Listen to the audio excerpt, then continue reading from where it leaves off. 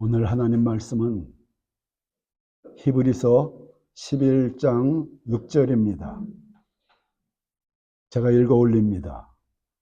믿음이 없이는 하나님을 기쁘시게 하지 못하나니 하나님께 나아가는 자는 반드시 그가 계신 것과 또한 그가 자기를 찾는 자들에게 상 주시는 이심을 믿어야 할지니라.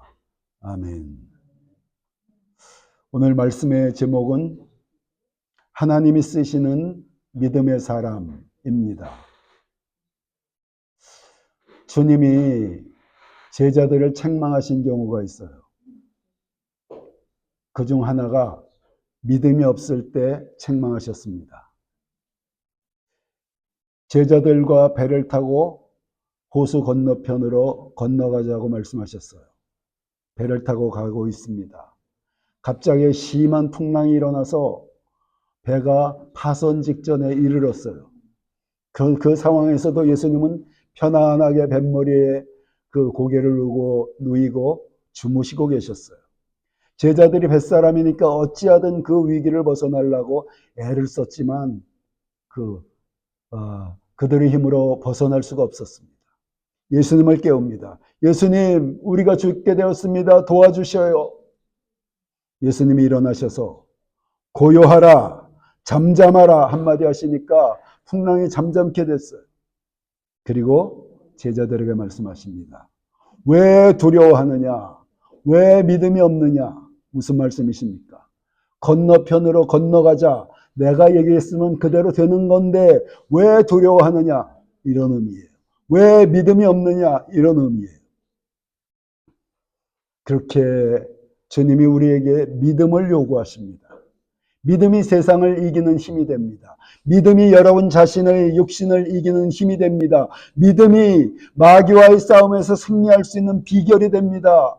그렇다면은 우리 신앙의 중요한 믿음을 우리가 어떻게 성장시킬 수 있는가? 오늘 알아봅니다. 첫째로, 체험이 필요합니다. 신앙 체험이 쌓여갈수록 믿음이 강화됩니다. 여러분, 훈련이라는 게 뭡니까? 계속해서 같은 일을 반복해서 그것이 자기에게 자기화되면은 실력이 나타나는 거예요. 믿음이 마찬가지예요. 여러분들이 신앙생활을 통해서 어떤 하나님의 살아계심에 대한 체험이 계속되면은 나중에는 그 믿음이 강화돼서 어떤 풍랑이 다가와도 두려워하지 않는 사람이 되는 거예요.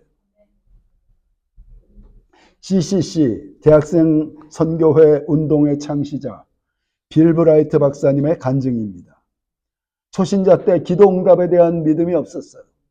그저 기도를 한다고 하나님이 응답이 있다는 게 사실일까? 어느 날 $100가 필요했어요. 기도했습니다. 의심 가운데도 계속 기도했어요. 그랬더니 정말 $100가 생겼어요. 이거 봐라. 기도하니까 정말 생기네. 이게 수십 년 전에 $100면 상당히 큰 돈이에요. 그 다음에 다시 $1000 정도가 필요한 일이 생겼어요. 지난번에 응답하셨으니까 한번 기도해 볼까? 간절히 기도했어요. 잠시 후에 다시 $1000가 생겼어요. 이런 초자연적인 역사들이 계속 일어나면서 이분의 믿음이 강화되어 갔습니다. 나중에 CCC가 커다란 세계적인 단체가 되어졌고 큰 행사를, 큰 부흥회를 추진을 하는데 약 $1,000,000의 돈이 필요했어요. 지금 $1,000,000가 15억 정도 되는데 한 50년 전, 60년 전 $1,000,000면은 50억 이상이 됩니다. 스태프들이 걱정하면서 어찌하면 되죠? 어찌하면 되지요? 스태프들이 걱정했어요. 목사님이 가서 왜 걱정하느냐? 함께 기도하자. 한동안 기도했어요. 어느 날 은퇴한 사업가가 찾아왔어요. 목사님, 제가 제 사업장을 이번에 은퇴를 하면서 판매를 했습니다. 제게 현찰이 많은데 그 중에서 100만 달러를 헌금을 하겠습니다. 처음에는 거의 믿음 없는 생활 중에서 조금씩 세움이 쌓이고 믿음이 커져서 100만 달러 정도도 가볍게 생각되는 그런 정도의 수준으로 믿음이 성장한 거예요. 신앙 체험이 믿음을 강화합니다. 우리가 신앙 체험을 하기 위해서 여러분 먼저 필요한 것이 하나님에 대한 올바른 이해를 가져야 합니다. 하나님이 우리 기도를 들으시고 우리를 돕기 원하시는 좋으신 아버지, 너희가 악한 자로도 자식에게 좋은 것을 줄 줄 알거든 하물며 하늘에 계신 너희 하늘 아버지가 천국께서 구하는 자에게 좋은 것 주시지 않겠느냐. 이게 하나님의 마음이에요. 이게 여러분들 아버지의 마음이에요. 그런 하나님에 대한 올바른 이해를 가져야 돼요. 우리나라가 오랫동안 유교적인 그 사고방식 때문에 기독교가 들어와서 하나님께 무엇인가 구하는 것에 대해서 그 마음에 걸림돌이 있었어요. 하나님께 내 필요를 구한다고? 이런 건 너무 속된 거 아니야? 아, 거룩하신 하나님인데. 유교적인 사고방식. 여러분, 신앙관이 바뀌어야 돼요. 하나님에 대한 여러분들의 생각이 바뀌어야 돼요. 하나님은 여러분들을 너무나 사랑하시고 여러분들이 구하기 전에 이미 예비하여 놓으시고 다만 내 앞에 나오너라 얘야. 내 앞에 나와서 구하거라. 영적 법칙이 구하지 않으면 내가 줄 수가 없어. 너희들이 구하면 얼마든지 줄 텐데 내 앞에 나오기만 해라. 이게 아버지의 마음이에요. 그런 하나님이, 그런 여러분들의 아버지가 어려움을 당한 모든 사람의 문제를 해결해 주십니다. 예수님 집회에 몰려들었어요, 사람들이. 광야였습니다. 남자만 5천 명이라면은 여자와 아이들까지 치면은 2만 명, 수만 명이 넘는 사람들. 근데 광야에 음식점이 없어요. 그들이 준비해온 도시락도 없어요. 예수님이 어떻게 하십니까? 자, 그 아이의 도시락을 하나 가져왔어요. 아이의 도시락, 소년의 도시락. 물고기 2마리와 보리떡 5개. 거기에 축사하고 그걸 나눠주기 시작했어요. 제가 옛날에 했던 만화에서 나중에 보니까 12광주리가 남았대요. 무슨 의미입니까? 12 제자들이 광주리를 하나씩 가져왔고 주님이 거기다 축사를 하시니까 이 광주리에서 계속해서 생겨나는 거야.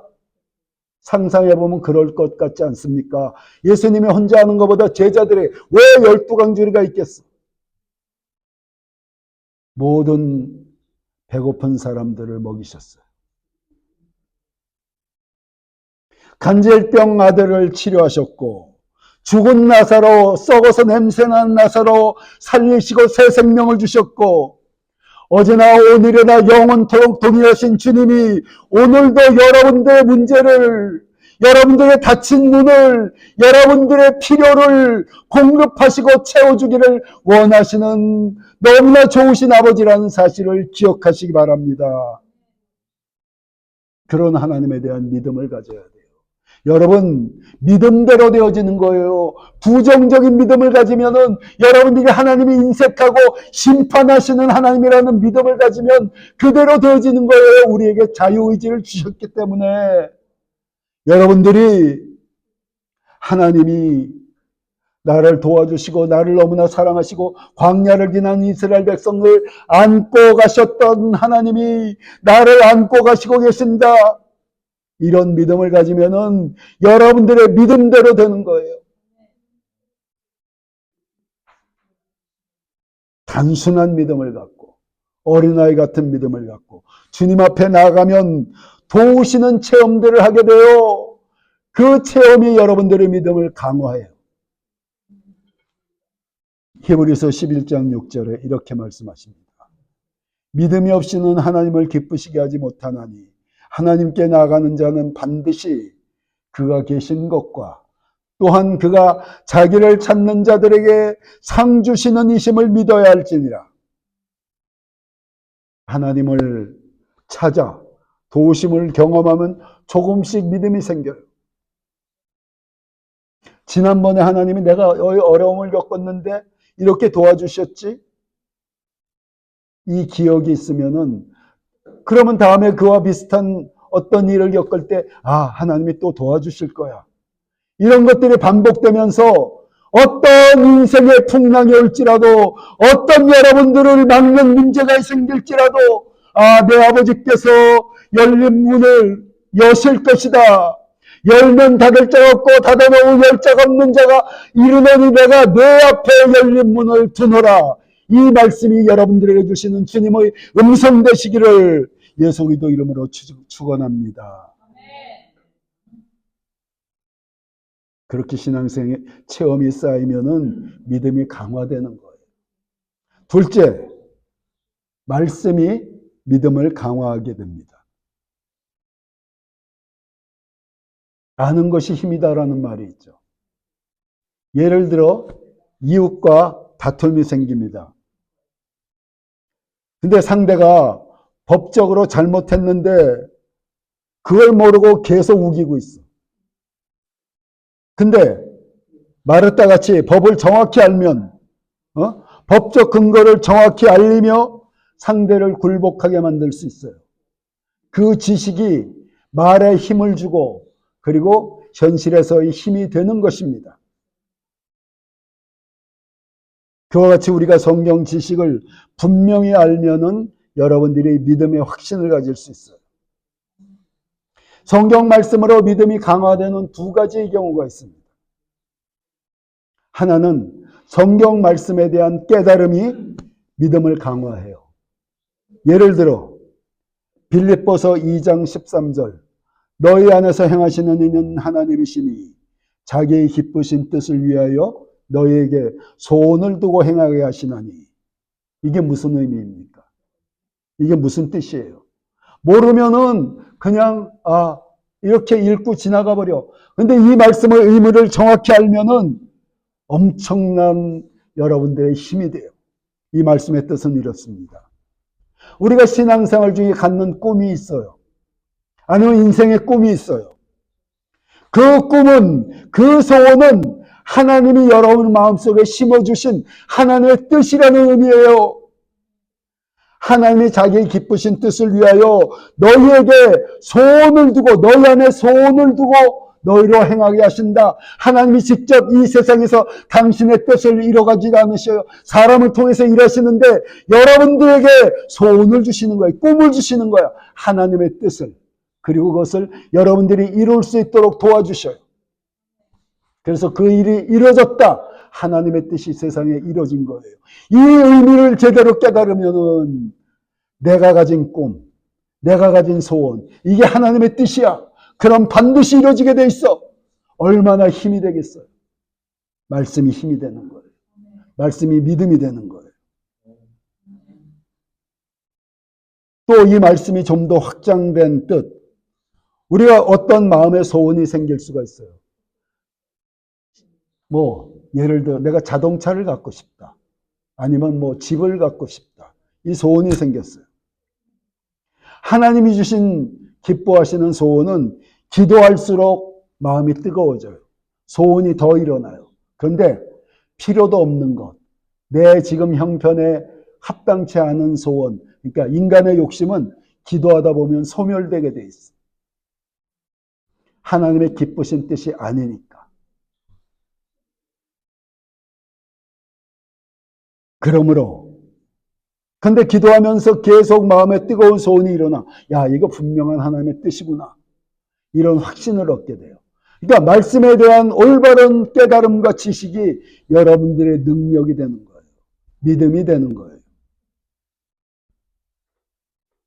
마틴 루터가 종교개혁을 일으킬 때 깨달은 말씀이 무엇입니까? 로마서 1장 17절. 복음에는 하나님의 의가 나타나서 믿음으로 믿음에 이르게 하나니 기록된 바 오직 의인은 믿음으로 말미암아 살리라 함과 같으니라.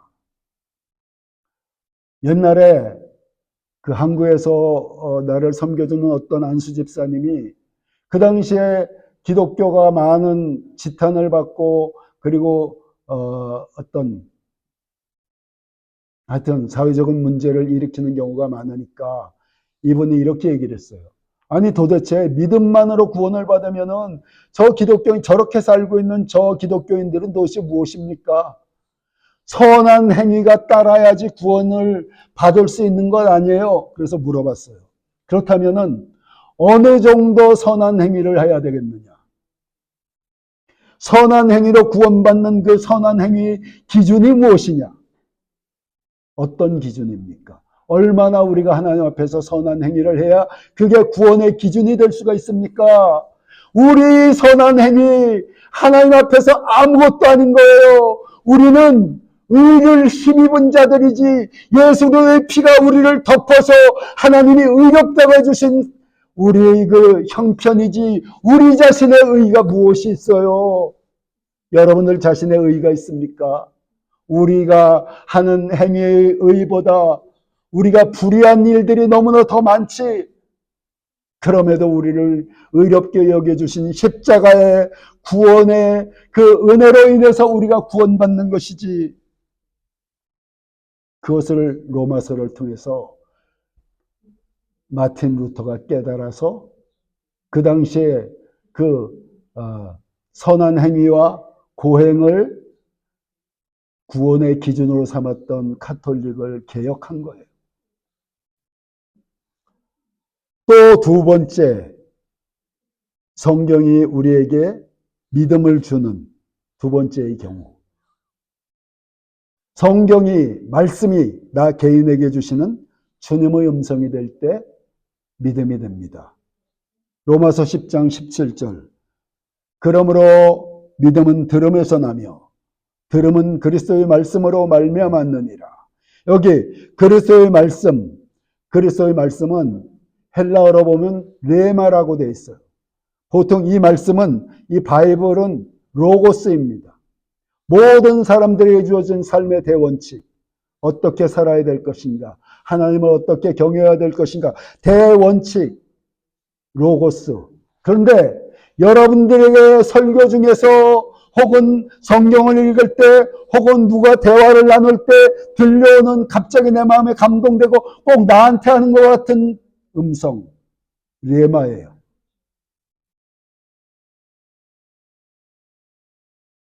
그런 음성을 들으면 믿음이 생겨요.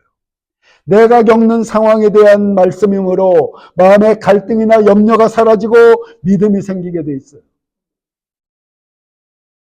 또한 그 레마의 말씀은 기적을 일으킵니다. 요한복음 4장에 왕의 신하가 자기 아들이 집에서 죽어가고 있어서 예수님을 찾아왔어요. 주님, 내 아들을 살려주셔요. 예수님이 이렇게 말씀하십니다.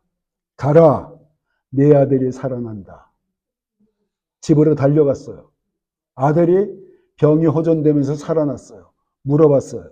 언제부터 병이 호전되었느냐 물어봤더니 예수님의 그 말씀이 떨어진 순간부터 병이 호전됐어요. 여러분들에게 하나님의 말씀, 여러분에게 주시는 말씀이 떨어지면은 그 순간부터 기적이 일어나기 시작합니다. 막혔던 길들이 열려지게 되고 도움의 손길이 나타나게 되고 필요한 것들이 공급되게 되고 병든 자들은 치료가 시작되어집니다. 또한 내 말을 받으면은 진로를 알게 돼요. 제가 중국에서 10여 년의 사역이 끝나고 사역 10여 년이 지났는데 하나님이 이태리로 가라는 사인이 자꾸 와요. 예배가 끝나고 마지막 기도를 할 때 이태리에서의 기억들이 계속 떠오르고 장면이 지나가고 계속 이태리로 가야 된다는 사인이 와요. 어느 날 예배가 끝나서 그때 캐나다에서 왔던 그 사모의 언니들 가족들과 모여서 이제 커피를 마시고 있는데 대화를 나눈다는 한쪽에 앉아서 계속 물어봤어요. 주님한테. 주님, 제가 정말 이태리로 가야 됩니까? 늦은 나이에 여기서 이제 정착이 됐는데 제가 이태리로 가야 됩니까? 왜 저를 부르셔요? 젊은 사람 보내셔요? 이러고 있는데 갑자기 창세기 11장을 보라는 감동이 왔어요. 세미한 음성이 들렸어요. 창세기 11장을 폈습니다. 창세기 11장 31절 32절. 데라가 그 아들 아브람과 하란의 아들인 그의 손자 롯과 그의 며느리 아브람의 아내 사레를 데리고 갈대아인의 우르를 떠나 가나안 땅으로 가고자 하더니 하란에 이르러 거기 거류하였으며 데라는 나이가 205세가 되어 하란에서 죽었더라. 그리고 12장에 넘어가면 하나님이 아브라함에게 이르시되 너는 내가 지시하는 땅으로 가라. 그리하면 내가 너로 큰 민족을 이루고 너로 복을 주어 내게 내 이름을 창대케 하리니 너는 복의 근원이 될지라. 그러니까 아브라함이 그 말씀을 받고 가나안 땅을 향해 가다가 하란 지역에 머물렀어요. 그리고 아버지가 연세가 많아서 하란 지역에 있다가 하란에서 아버지가 돌아가시고 나니까 다시 가나안 땅을 향해 간 거야. 그게 나의 경우였다는 것입니다. 하나님이 내가 10년간 있었던 그 중국 땅은 아브라함에게 하란과 같은 곳이었다. 너는 이제 최종적으로 내가 가야 할 이태리로 가라. 그래서 오게 됐어.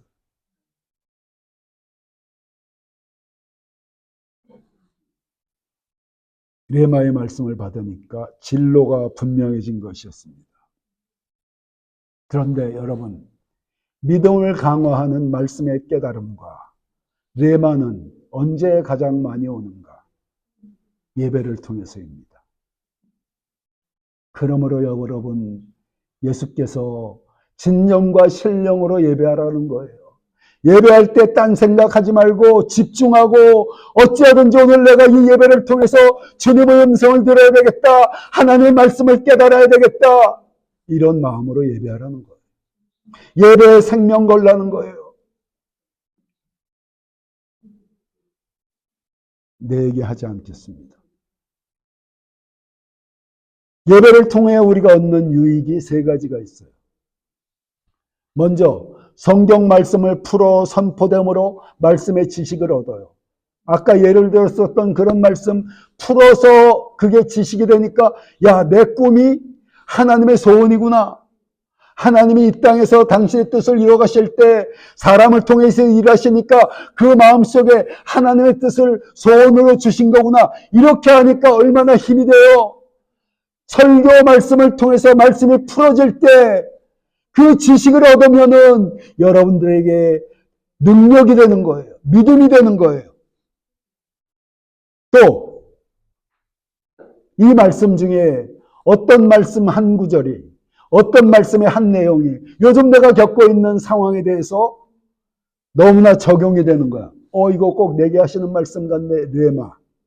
이게 두 번째. 여러분, 마지막 세 번째가 뭔지 아십니까?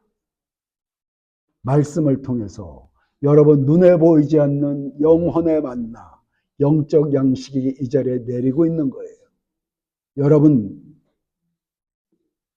우리가 말씀을 들을 때 성령의 역사 속에서 하늘의 은혜가 여러분들 영혼을 적시고 있는 거예요.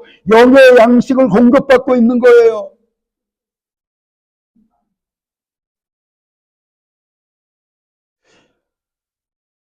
요한복음 6장 51절에 이렇게 기록이 되어 있어요. 나는 하늘에서 내려온 살아있는 떡이니 사람이 이 떡을 먹으면 영생하리라.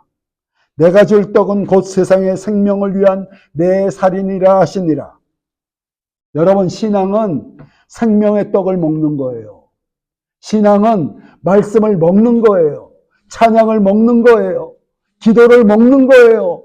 영의 양식, 생명의 양식이 기도를 통해서, 찬양을 통해서, 하나님의 말씀을 통해서 여러분들에게 주어지고 우리는 것을 받아 먹는 것.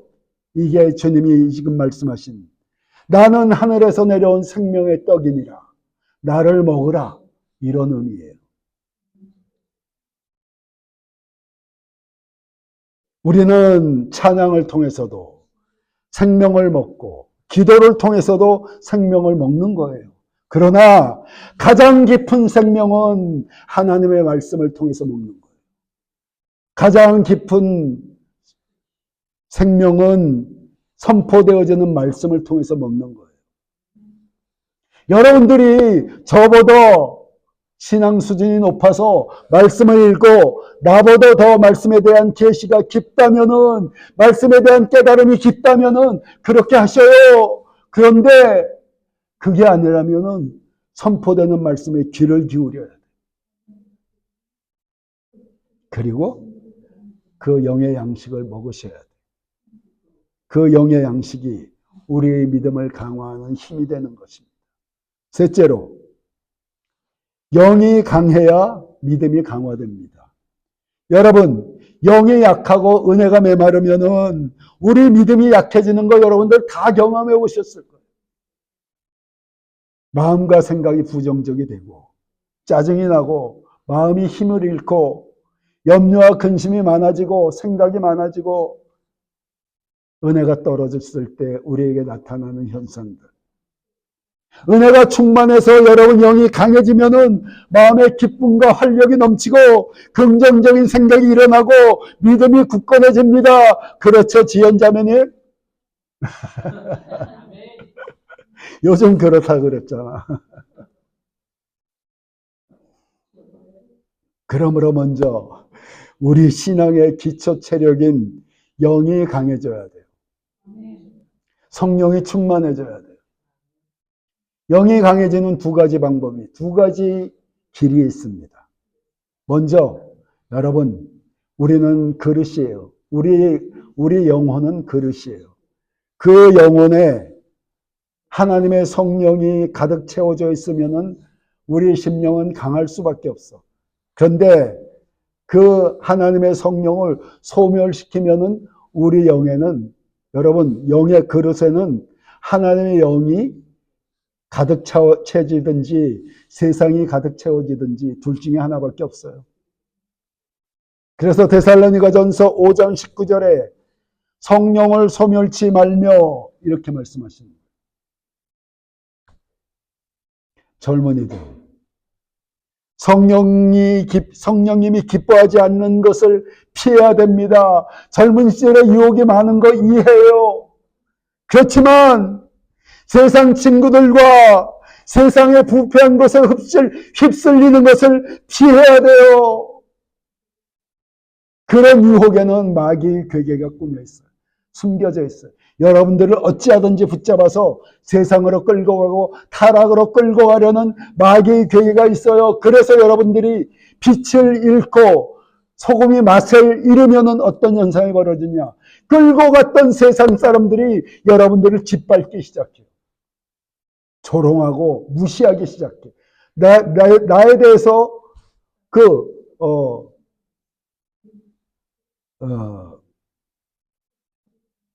나에 대해서 평소에 존중하던 사람이 그들과 어울려지니까 시간이 흐르면서 점점 나를 짓밟기 시작해. 성경 그대로의 현상이 일어납니다. 그래서 우리는 성령을 소멸하는 길과 일을 멈추고 싸워야 돼요. 옛날에 신영균 목사님이라고 대단한 분이 계셨어요. 이분이 40일금씩 기도를 하는데, 하나님, 제가 제 육신과 싸워 육신을 극복할 수 있게 도와주세요 하고 기도를 했더니 마음속에서 성령님이 그러시대. 싸우라, 싸우라, 싸우라. 신앙생활은 영적 전투입니다. 평안한 게 아니에요. 끊임없는 마귀와의 싸움, 세상의 유혹과의 싸움, 내 자신의 자아와의 싸움, 내 자신의 육신과의 싸움, 이게 신앙이에요. 다음은 우리의 그릇을 세상을 비우기를 힘썼다면은 다음에는 채워야지 돼요. 채우는 방법, 신앙의 기초에 충실해야 합니다. 기도에 힘써야 합니다. 무엇보다도 여러분 영이 강해지려면은 기도해야 돼요. 기도하지 않고 영이 강해지는 방법이 없어요. 기도해야 돼요. 성경에 하나님의 사람들, 하나님이 쓰셨던 사람들 다 기도하는 사람들이었어요. 이 시대에 하나님이 쓰셨던 사람들, 기도하는 사람들이었어요. 20세기 초에 일어났었던 성령의 역사, 기도에 의해서 일어났어요. 기도하지 않고 여러분들이 정상적인 신앙생활, 승리하는 신앙생활 기대할 수가 없는 거예요. 여러분들 힘으로 세속과 마귀와 여러분 자신을 이길 수가 없어요. 기도해야지 이길 수 있어요. 찬양을 가까이 해야 돼요. 여러분, 분위기라는 게 굉장히 중요해요. 여러분 집에, 여러분들이 숙소에 언제나 집중에 방해만 되지 않는다면 찬양을 틀어 놓으셔요. 찬양을 틀어 놓으면은 그 찬양에 은혜가 임하게 됩니다. 가정의 분위기가 은혜가 임하게 돼요. 옛날에 제가 중국에서 교회를 개척했는데 우리 신학교 교수님이 오셔서 선교사님 여기다가 선교사님이 안 계실 때도 찬양을 계속 틀어 놓으시죠? 그 말이 맞더라고. 찬양이 계속 공간에서 울려 퍼지면은 그 공간이 거룩하게 되는 것입니다. 은혜가 임하게 돼요. 그러니까 여러분들이 집에서 일하고 공부할 때 방해만 되지 않는다면 찬양을 계속 들으셔요. 그리고 무엇보다도 모이기를 힘쓰셔야 돼요. 예배를 통해서 여러분들이 가장 풍성한 은혜를 받아요. 여러분들이 예배를 통해서 가장 풍성한 은혜가 임하게 되어 마지막 날이 가까울 때일수록 모이기를 힘쓰라. 성경이 그렇게 말씀하셔요. 그러므로 예배에 모이기를 힘써야 합니다. 또 성경을 읽고 묵상해야 됩니다. 성경이 깨달아지는 게 아까 얘기했듯이 우리 영을 강하게 해요. 그렇게 우리가 은혜가 넘치고 성령이 충만해지면은 세상을 이길 힘을 얻게 됩니다. 환경을 정복하고 다스릴 능력을 얻게 되어 지혜와 영감이 생겨나게 되어 영감의 근원이신 하나님, 재능의 영의 근원이신 성령 하나님, 지혜의 근본이신 주님이 은혜가 충만한 여러분에게 생각지 아니한 영감과 지혜와 재능의 영의 기름부심이 넘쳐나게 돼서 아티스트들에게는 탁월한 창작의 결과물이 나타나게 되어 있어요. 그런 은혜가 여러분 모두에게 넘치시기를 예수님의 이름으로 축원합니다. 그렇게 결론입니다.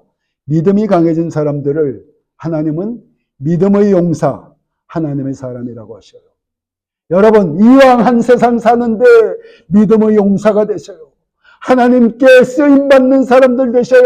하나님이 찾고 얘야 내가 너를 통해서 세상에 내 영광을 좀 나타내겠다. 이런 사람 되시기를 예수님의 이름으로 축원합니다.